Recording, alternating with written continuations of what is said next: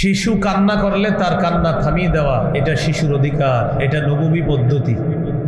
সহিহ বুখারীর বর্ণনা 868 নম্বর হাদিস। قال رسول الله صلى الله عليه وسلم إني لأقوم إلى الصلاة وأريد أن أطول فيها فأسمع بكاء الصبي। রাসূলুল্লাহ সাল্লাল্লাহু আলাইহি সাল্লাম বলেন, আমি নামাজে দাঁড়াই, লম্বা কেরাত পড়ার নিয়ত করি।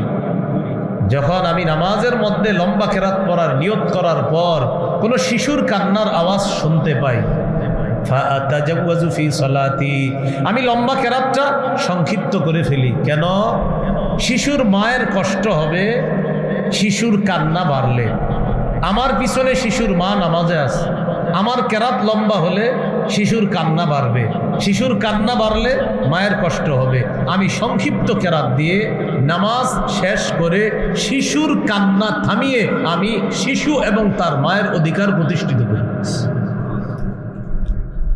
মা ডেকছি ধুইতে গেছে, রান্না করতে গেছে, নামাজে দাঁড়িয়েছে। আপনারা যারা বাসায় আছেন, শিশু কান্না করলে ওরে তাড়াতাড়ি কোলে নিয়ে তার কান্না থামান, এটা শিশুর অধিকার। কত হলো? 4।